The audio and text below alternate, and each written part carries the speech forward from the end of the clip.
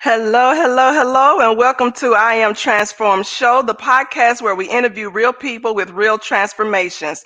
The challenges that they will have been able to overcome from pain to purpose will surely educate and inspire you to your next level. I am your host, Dr. Veronica Outlaw. I declare and decree that I am transformed, and I am here to help you with your life transformations as well. And today we have with us Miss Briana Medley. She has an amazing financial transformation story that she's going to help or share with you all. And over an $80,000 debt that she and her husband has been able to pay off. And I'm going to move myself out of the way and bring greatness to the front and let Brianna uh, ex, uh, um, introduce herself, and then we'll go right into this amazing story. Hi, Brianna. Hi, hello everybody. I'm so excited to be here and to just be able to share a little bit about me. I work in learning and development for a logistics company. I also recently co-authored a book. I'm married to my wonderful husband of 4 years, Ed Medley.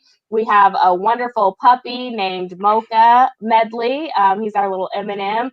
I'm a daughter. My parents are Greg and Annette Simmons, and my sister is Brandy Simmons. And it's been just a wonderful journey, and so happy to be here today.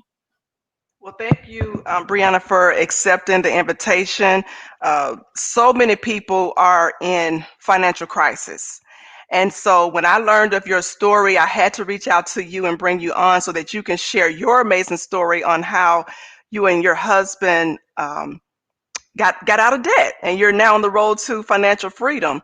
So if you would tell us about the debt. What type of debt was it? Was it your debt, his debt, or was it debt combined before and or after you were married? Yeah, so it was actually a combination of both of our debt, and we're still on the journey. We had about $120,000 that we had to pay off, and we've gotten through $82,000 of it, which is fantastic. But it was a combination of our student loans, which was the bulk of it, about over 100 and something thousand was student loans. And then we also had my car that we still needed to pay off, as well as some credit cards, but it really wasn't a ton of credit card debt because we always paid off our credit cards at the end of every month. So that wasn't a huge deal, but we just kind of stopped using it for the time being. But yeah, so all of that combined brought us to that large six-figure debt number. And that's kind of what, when I added everything up, it led us to start to actually tackle it. Okay. And so who brought the conversation up first? Was it you? Was it him? And talk about how did that conversation come about? What happened to say, you know what, we've got to tackle this debt? Yeah, so two of my friends, actually, Camille and Carrie, they posted on Facebook and they were like, yeah, today is the day. We owe no man nothing but love. And, they were talking about how they had paid off $114,000 of debt. And I was like, yeah, what did you do? Because that's something that's not even possible. Like, I'm going to die with these student loans. And that was kind of the thought process that I had around it. And so, like, I reached out to her and asked her what they did to be able to get to that point. And she told me about Dave Ramsey and how they went through Financial Peace University.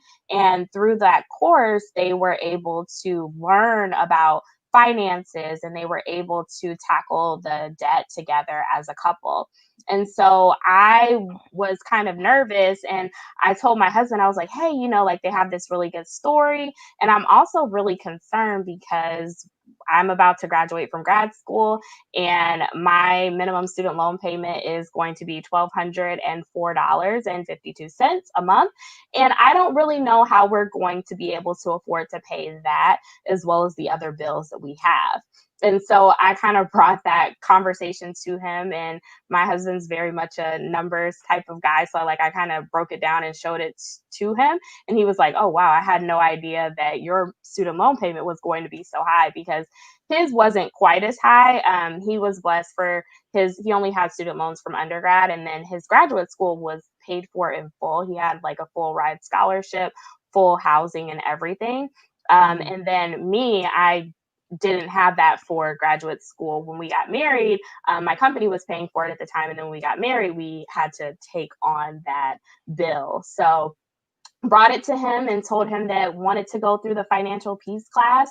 And he was like, I mean, we can try it. So we made the $119 investment, got the DVDs, and every Monday night we kind of just sat down, and it was our date night, and we went through the 9-week course together and learned so much about finances. And we used the workbook, and we would talk and create budgets and share all of those different things so that we could work on that dream.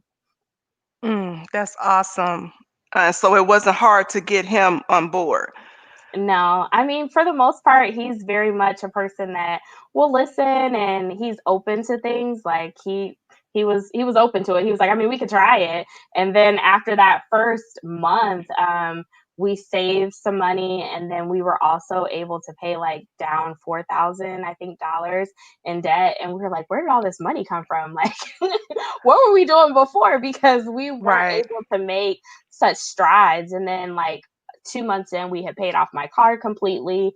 And then we started like really just tackling things and paid off all of his student loans, and then eventually paid off all of my undergrad loans. And now all we have left are my graduate school loans. So when we both started to see like the progress that we had made, I think that was even more of a motivator for us. So talk about before you brought that conversation to your husband, did the financial strains or the debt put strains on your marriage? So it really didn't get to that point, because at the time we didn't have to pay my student loans because I was in school. But I think that if we wouldn't have had that conversation before those loans were due, it would have been a severe strain on our marriage and our relationship. But I kind of saw the before the calamity. So Okay. we were able to kind of navigate through that and start working on certain things. So I think because of that, it allowed us very early in our marriage. When I brought this up, we had been married for about less than a year. So we were able to kind of get on the same page financially and start working towards that freedom early in our relationship. So from that conversation until now, how much time has passed for you all to have been able to pay off over that 80,000? Yeah, so it's been about 3 years. So we started in October of 2017. So a little over 3 years. Still have about $36,000 left to pay off. We kind of took a pause and beefed up our savings more, especially with all the different things that are going on with COVID. And you just really never know as far as jobs and all of that. So we wanted to make sure that we had a significant savings. And we're also thinking about potentially buying a house now that we have a dog. Like he has to have a yard and all of these different things. So we paused on aggressively paying down debt for this time period, just so that we could have stronger savings. So what strategies did you all use to tackle that debt? Because you said early on you were able to pay off your card note pretty quickly, and some other bills. What share with that person who has one income coming in Mhm. and they're trying to imagine how you're paying off car notes and other large sums of debt in a short period of time. Yeah, so one of the big things is we created a budget. We actually got a notebook and a pencil, and we wrote down like line item by line item how much money was coming in every week. We also had like, so that started at the top. Then the next thing directly under the income that was coming in was tithes. We pay 10% off the top, always to God, because without Him, there is no way that we would even be able to get to this point. And we're so thankful for all the things that He has blessed us with. So, tithing is the number one thing and the number one line item on our budget. So then from there, we put in like rent. That's due at the first of the month. So that's the next big line item. And so the nice part is Netflix, any and every bill that you may have, we listed all of those out. And then every week for what the amount of money that was coming in, we had the dates of when the bills were due. So then we knew how much money we needed to pay towards that. And then the nice part is my husband gets paid every week and I get paid like 2 times a month. So any money that was left over on Thursday night, we either put to debt or savings or whatever we had agreed upon. And so that helped. And then we also used the debt snowball method. And what that means is we lined up all of our debts from smallest to largest. So the smallest debt that we had was like, I think a $500 credit card. Cause like I said, we always paid our credit cards off at the end of the month. So that was the first thing to go. And then the car was the next thing to tackle. And so then we just, any extra money at the end of the week, whether it was $500 or $1,000 or whatever that amount was, that went to the car. And then when the car was paid off, the amount we were paying towards the car, which was a $220, I think, a month car payment, that went to the next bill, which was my husband's student loans, plus any extra money at the end of the week. So we just kept going with that method. And we were able to continue to pay things off that way. Oh, that's awesome. Um, and you said something key, pay your tithes first. No matter what type of debt you're in, what type of income you're coming in, pay that first, and Mm-hmm. then all the rest to follow. Um, talk about how you're able to look at these large sums of money come in and then just send it back out the door. And I know somebody's asking that, especially if you're a single parent and you're struggling. If you've got 500 coming in, put them in the mindset or the mind frame of how you take that and literally send it back out the door on another bill. Yeah, I think that you really have to go back to your why. So why is it that you want that financial freedom? Like what's it gonna do in the end? Because it's hard. Like Hmm. I remember getting some bonus checks and every single dollar went to a debt payment after we tied. It's not like we didn't have fun during this process too, because we travel as well, but yeah, like make sure that you build into your budget some time for you to have fun. I think that's what helps to keep people motivated. So for us, we travel. And like, we've gone to Japan and Mexico and all of these different places, but that's built into the budget.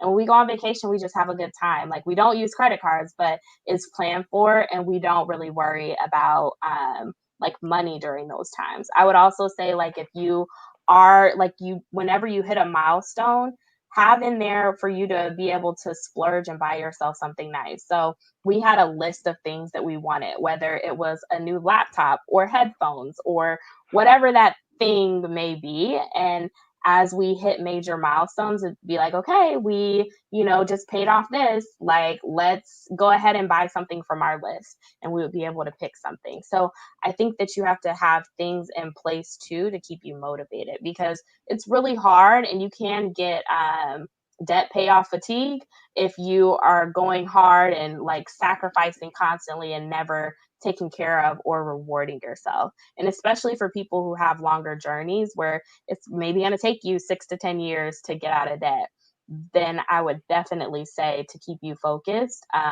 make sure that you have those times where you are having a little bit of fun.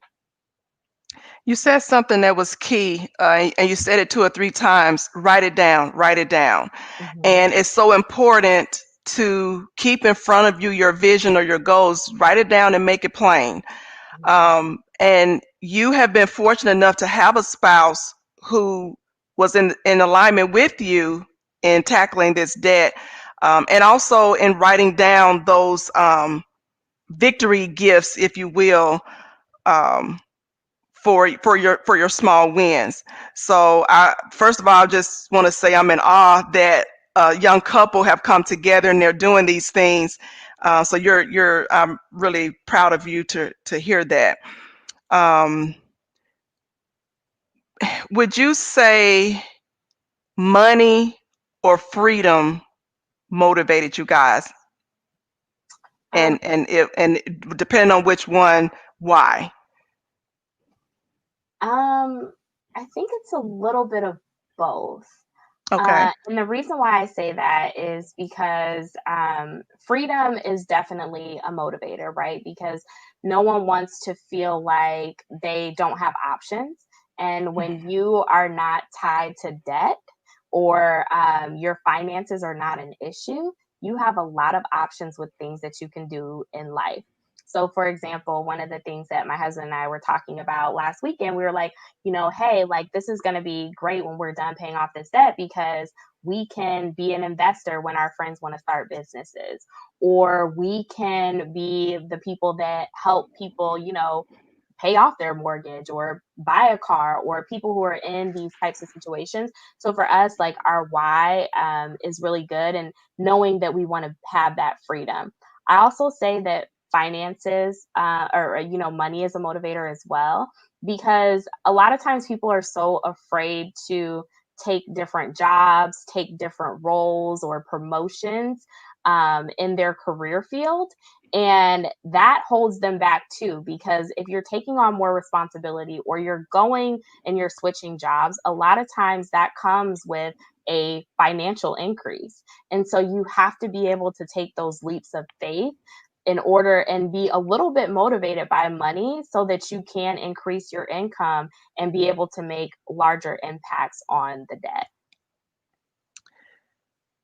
Brianna, what would you say to a married couple, where one spouse wants to tackle the debt but the other doesn't?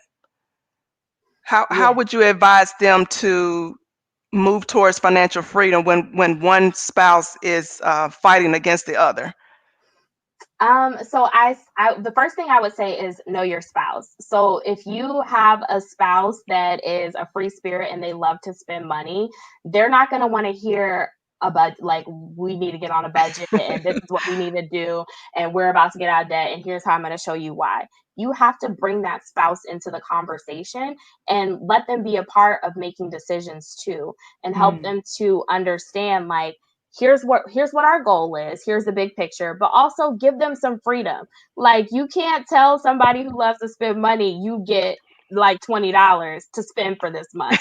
Like make the budget realistic so that you both want to stick to it.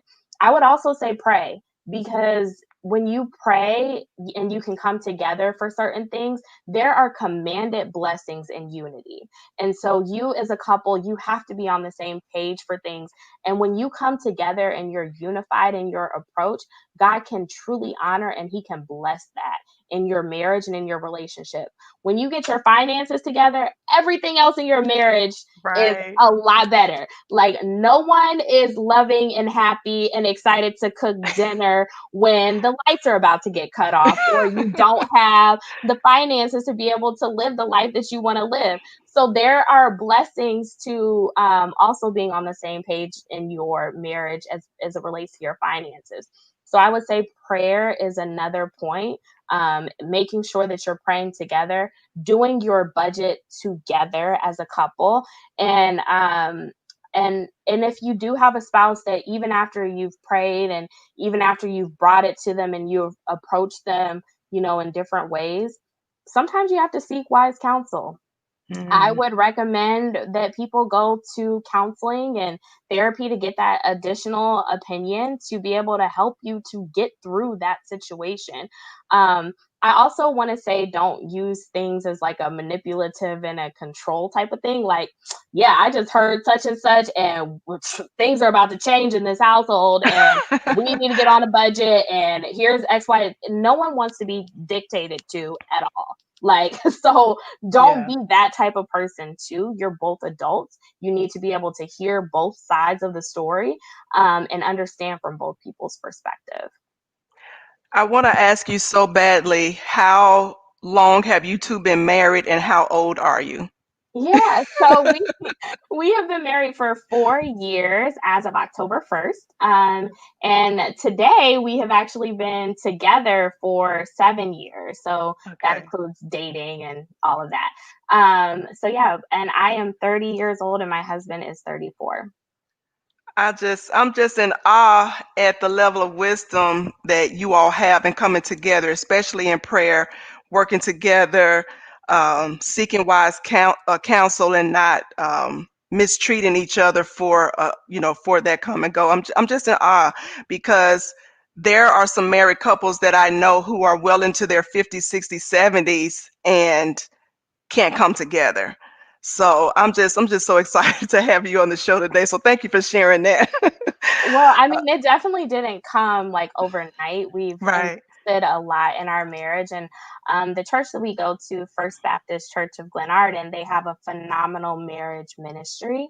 Okay. And every week or every month, they have a marriage course where they share about marriage and how to build and strengthen your marriage. They even encourage you to do life with other couples. So we have other couples Mm. in community with.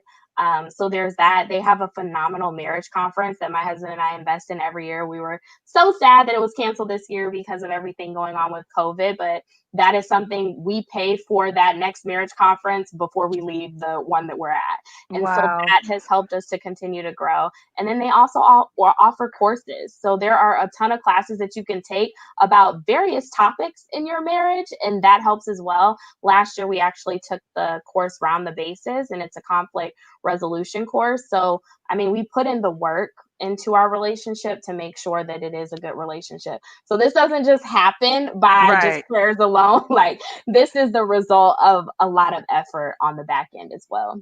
Right. Surrounding yourself with the positivity and, like you said, the wisdom, other people who are doing the same things.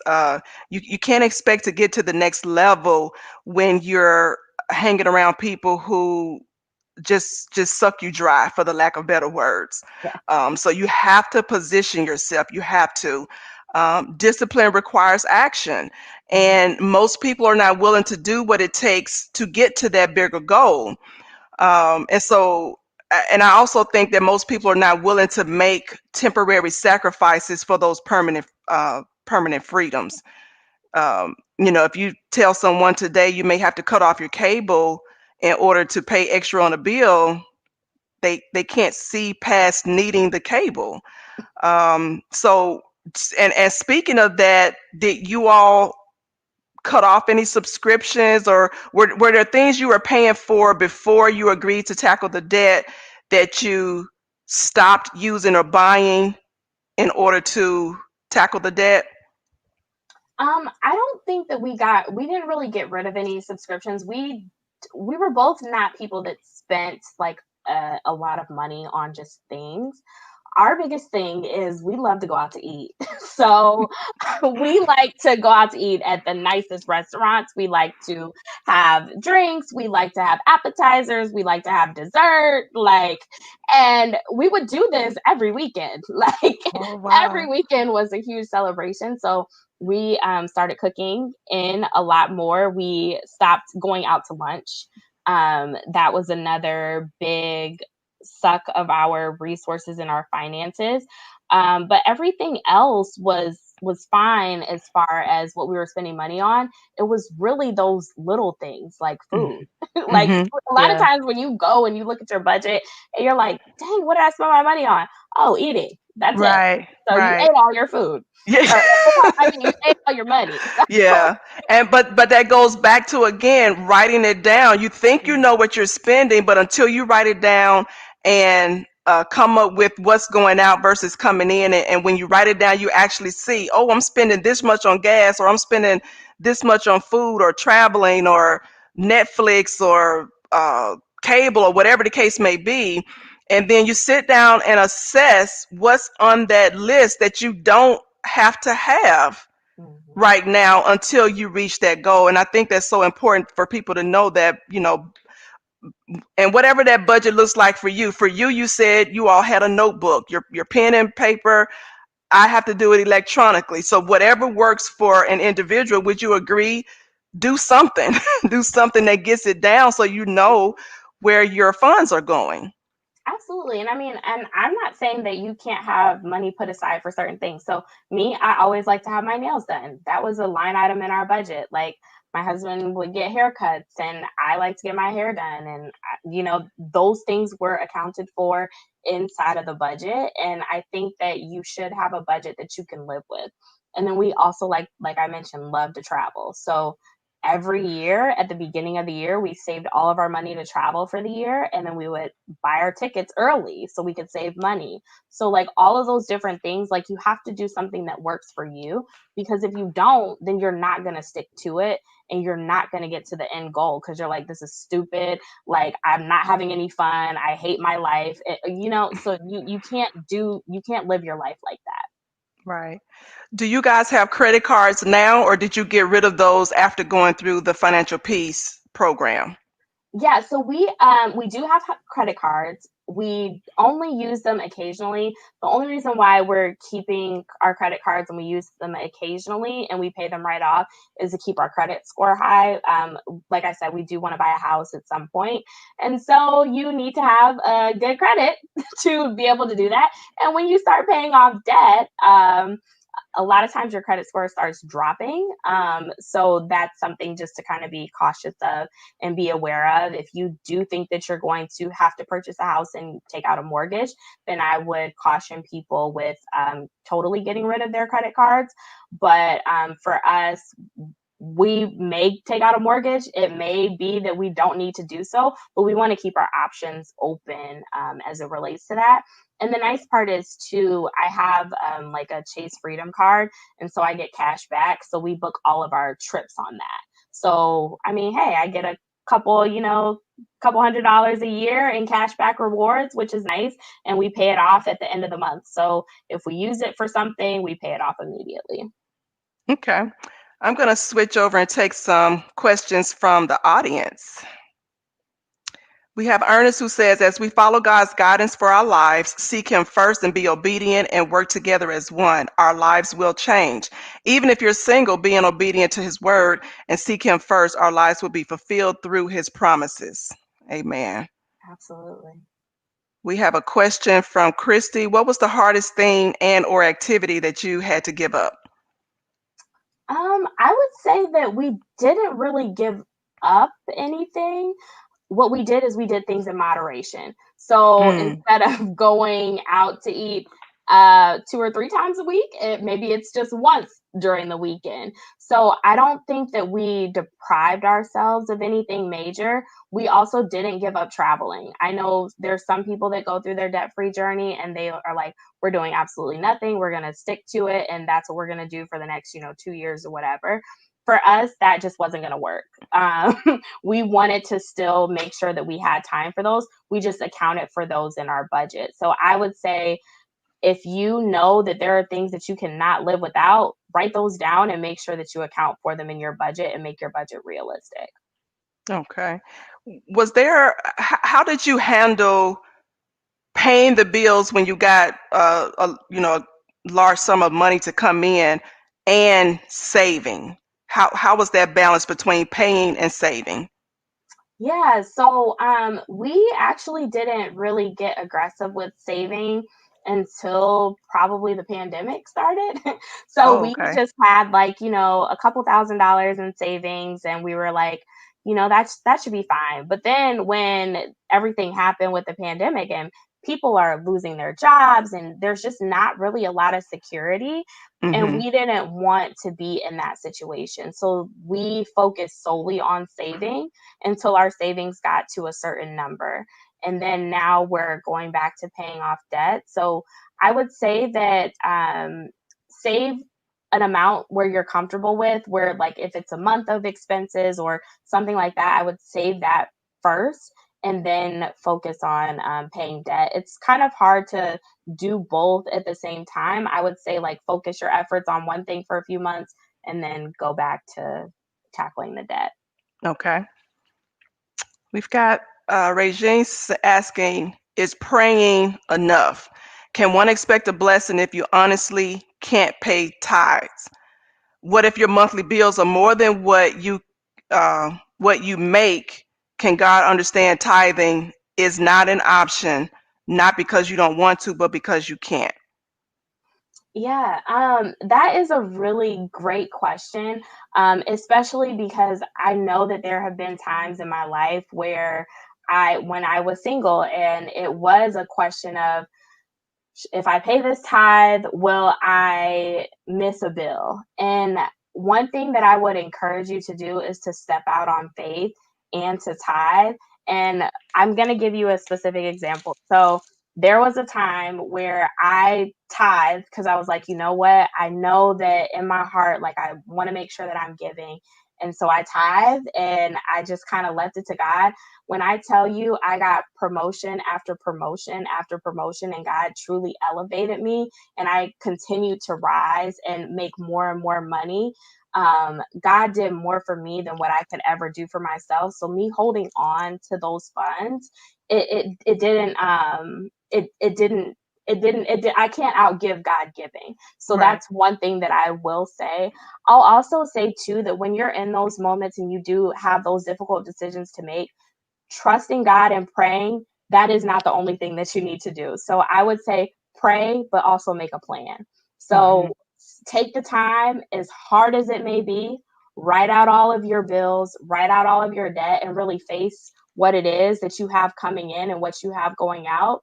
And if you realize that you do have a problem with you're not making enough money to be able to meet your basic bills, maybe it's time to see if you can get a promotion or get a raise or go after another job, because or leave your company and go to another company. Most times when people make the biggest pay increases is when they go to another company. And make sure that when you are negotiating your salary, you actually negotiate and you ask for the money that you're worth, because those things make a difference too. So I would say that you can't outbeat God giving. So trust him. And I guarantee you, if you put tithing at the top of your budget and go through, you will see some amazing things start to shift in your life. I agree, because when you do tithe, you're saying that you trust God. Hmm. And when you don't, and you're paying Chase and Capital One and whomever else, you're paying them first, those bills are not going to be the ones to take care of you after the fact. So Yep. that's very important.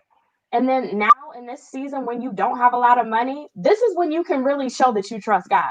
When Right. you are making, $200,000-$300,000, and you're like, yeah, whatever, 10%. Maybe I should be doing 20%. Like, it's not that big of a deal. It's not that deep. That's different. Right now, this is when God is really pricking you and trying to test your faith and saying, are you going to trust me, or are you going to trust yourself? And Mm, it's really a question of that. Do you trust God, or do you trust you to be able to meet your needs? amen. Amen. Another question from the audience or comment. Instead of dictating, I think he's going back to when you talked about not um, kind of bullying your spouse Yes. into into doing this with you. So he said, instead of dictating, be a leader so that you can be so that you can follow, as long as you're going in the right direction. I agree. I agree too. I know that for us, our finances are together, which makes things a lot easier for us to be able to achieve these goals together as a couple. I know that doesn't work for a lot of other couples, but model the behaviors that you want to see. I know that financial abuse is also a real thing, so I Hmm. won't say that that's something that works for everybody. It works for us, and that's how we've been able to have that success. Again, with that commanded blessings with unity. But yeah, absolutely. If your spouse isn't on the same page, then you start doing what you need to do to get yourself in a better position. And then maybe they'll see, like, oh, okay. And then just share, be like, hey, babe, I've been working on my finances. I was able to pay off this bill. This is what I've been working on. Here's the budget that I've done. Like, I would love for us to, do it together and be nice. Like, Yeah. sometimes people just come in there and like they're evil about stuff, and they're like, and I need you to do that, like, Yeah. do your part because I'm doing what I need to. No, nobody does. Yeah. Yeah. You can catch more flies with honey than vinegar. Yes. Ernest says your marriage has started out in the outright and secure direction. So working together as one. Yes, I agree. I'm so in awe of you and your marriage. Um, what would you say to a single mother who has bills, has a child that has some ailment that keeps them in and out of the hospital? They get the hospitals paid down, and then all of a sudden, here's another hospital bill. They're literally trying to tackle the debt, but every time they get to a certain point, here comes another bill, and they feel like they do have to start over in a sense. How would you tell that person to stay motivated? What advice can you give them to stay the course? Like you said earlier, maybe it means get another job, ask for a promotion, something on the side to get you to that next level. What would you say to that single parent? What I would say to the single parent is, one, life happens to everybody. So we've definitely had our fair share of medical bills. When we first got married, my husband was in the hospital for 5 days after a surgery that was supposed to take an hour. So Mm, definitely, I I sympathize, I empathize with that. One thing that I will say is call your hospital, the billing department, and a lot of times they will work with you. They will give you a payment plan option. Sometimes, if you have a certain amount of money, there are some programs that you can ask about, and they may forgive a portion of the medical debt. mm-hmm. So, picking up the phone and like calling and talking to people, you would be surprised how far you can get. So many times people get nervous when it comes to debt and bills, and they're like, I don't want to deal with this. I don't want to handle this. Like, I'm so scared. But when you pick up the phone and call and talk to people, sometimes there's people that are willing to help you. Right. Also, look at your job.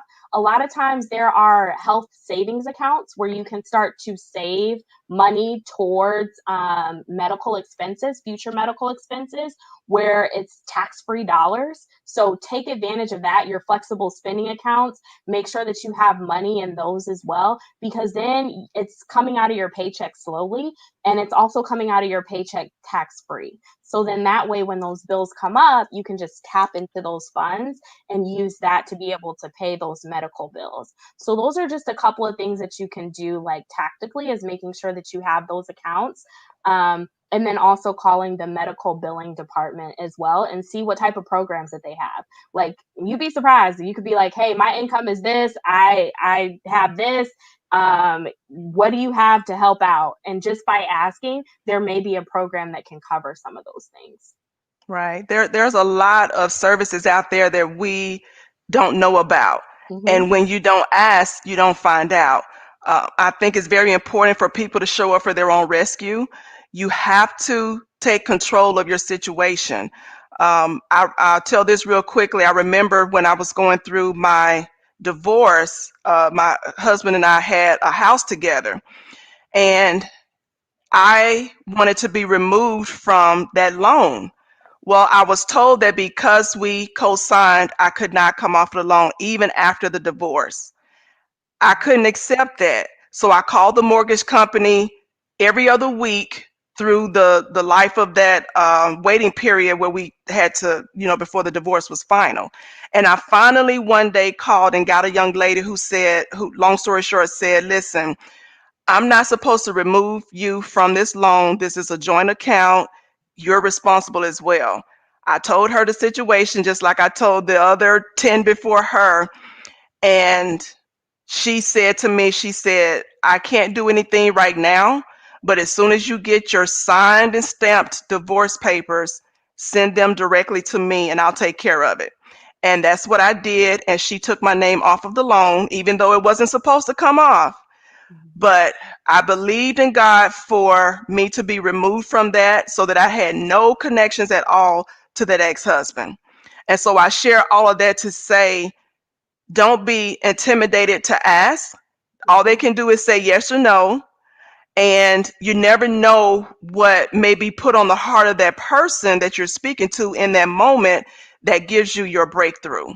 So don't accept what people tell you. Show up for your own success and fight for uh, the opportunities, especially when there's benefits out there for you and you don't know anything about them.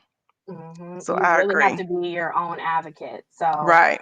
and you got to face it. Like, it's hard sometimes, especially when you really got to look at all of the debt that you have, or, I got more bills than money. But when you face it, and even calling your creditors when you're behind on bills, calling them and be like, hey, I don't have it this month, but I'm going to pay it eventually. Like, do that. Make sure that you're doing something to be ahead of it instead of just trying to hide and act like it's going to go away, because it's not going anywhere. It just ends up getting Right. worse. Right. Right. Ernest says, seek the kingdom of God and everything else will be added. That's God's promises. He cannot lie. Step out on faith. Don't doubt it, because there is nothing too hard for God. What's impossible for man is just right for God. Amen. Amen. If we don't have any other questions, do you have any last comments about debt, freedom, budgeting, strategies? Do you have any last comments you'd like to share? Yeah, so I know we talked about a lot of different things, but the number one thing that I would say is tithe. So if you don't take anything else away from this, I would say tithe. God can do a lot more for you than you can ever do for yourself. So that would be one piece of advice that I have. I would also say pray through this situation, and you are not the debt that you're in. A lot of people sometimes take it personally that, oh, like, I messed up and I've, overspent or overbought. Like, you are not that. That does not define you. So you can overcome this. You can pay off your debt. You can get into a better position. You can make sure that you're doing more for your family, and you can get on the same page as your spouse. We have to believe that God is a big enough God that he can do the supernatural. So even if you're in a certain situation today, it can easily change tomorrow. Brianna, you said something so key. You kept saying, I can, I can, I can. It's so important to speak those affirmations and life over your life and your situation. What would you say to that person who is struggling and the verbiage that comes out is, I'm broke, I don't have the money, I can't do this, I can't do that? Speak life into that person. Yeah. So, one, you are not broke. That is something that people should not go around saying. You may not have the money to do X, Y, and Z today, but you will have it tomorrow. And one thing that you could say is you're blessed. You're blessed in the city. You're blessed in the field. You're blessed when you come. You're blessed when you go. And just speak the word over your life and over your situation. You will have what you will say that you will have. Life and death is truly in the power of the tongue. So I remember like just saying certain things like, we are debt free, we will be homeowners, like certain things that haven't even come to pass yet. But I declare and I decree those things over our situation, over our finances, over our bank account. I even claim like, we will have a six-figure, bank account and savings and checking account. Declare those things, call those things Yes. that are as though they are, and you have to encourage yourself. There are times when it's not going to look like an amazing situation, and it Right. may be scary, and it's hard to encourage and uplift yourself during those times, but you have to believe, and you have to believe in God and believe in yourself, and believe that God will empower you and equip you to be able to get to where you want to be in life. It really just requires faith and also surrendering. You just blessed somebody today. And so now it's up to that person listening who's in that situation to um, take these nuggets and execute. No, this is not going to be an easy journey. You didn't get in debt overnight, so it's not going to take overnight to get out. It is a process. But the most important thing, like you said, is pray, tithe, and speak life. I can't say that enough. Speak life. Yes. Whatever it is you want, you speak that so that you can receive it back. And I think so many times people get caught up in like things getting it instantly. We live in a very instantaneous type of society. Life is not that way. So Right. it Right. took you maybe 20 years to get into the amount of debt that you're in. It may take you 5, 10 years to get out, and that is okay. That is completely fine. Progress over perfection. You're gonna mess up your budget a lot. I mean, Hmm. we have had some months where we were like, okay, we need to get back on track. And that's okay too. You're going to mess up, you're going to make mistakes, but it's progress over perfection. So even if you are like, okay, today I only got $5, put that $5 in savings and start saving towards your future. Or have different funds where you're putting things away towards, like, do something today to help your Right. future tomorrow. Right. That's the key. Do something. If you do nothing, you can't reap the benefits from doing nothing. So do Right. something. And be kind Absolutely. to yourself. Like you said, if you mess up, be kind to yourself. It's okay. If you're going to be blessed with another day, it's another day to start over, another day to get it right. But each day that you do have, thank God and speak life. Yeah, I need to have just a show on speaking life. absolutely. So Brianna, I Brianna has a giveaway that she's going to share with you all on the line today. I'm going to bring up her book. I'm going to let her talk about her book and let her explain the giveaway because I don't want to mess it up. Brianna, go ahead and tell them about the giveaway. Yeah, so we actually have a copy. My friend Rebecca Sharp and I, we wrote our first book. It's called Millennial Transformations, and it is a compilation of 20 short stories. So I just kind of shared a little bit about my story with getting out of debt. That story is actually captured here in the book as well under marriage and money. But we talk about a lot of different topics. So we talk about divorce, blending families, parenting, grief, various topics, sex, everything. So we cover it all in the book. And we wanted to give away a copy. And the way that you can sign up to actually get the free copy that we are giving away, you go and follow our page and then tag 3 friends under the post about me being on this show today. And we will randomly select a winner to receive a free copy of the book. When should they? What's the deadline? If everybody can have that done by Monday, the 16th, so you can follow us on Millennial Transformations at Millennial Transformations on Instagram. All righty. Brianna, it has been an absolute honor and pleasure to share time and space with you today. I really appreciate your wisdom and your nuggets. I think you've truly blessed somebody today. Um, and I look forward to having you again. And actually, everyone who's listening, Brianna is going to be back on with us. Do you know the date offhand? I think it's the 23rd of November, so in about another week. Okay. Okay. So Brianna sent in her form to be interviewed. And I'm like, oh my God, I got to break this down into 2 segments because I knew that we could spend almost an hour just on your debt. But she has an amazing story that she's going to share. I don't want to give it away, but she's going to be back later this month and you'll see the invitation. And so I look forward to that interview. You're going to bless some people again. And it's just been a pleasure. So I appreciate you and I thank you for accepting the invitation. And I look forward to future collaborations with you. Yes, absolutely. Thank you so much for having me on. I really enjoyed talking today. And thank you, everybody who asked questions or provided comments.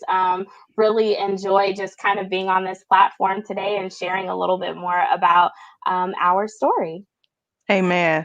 Okay, well I'm going to end the broadcast, Brianna, and you stay on for a couple more minutes. Okay. Thank you, everybody who tuned in.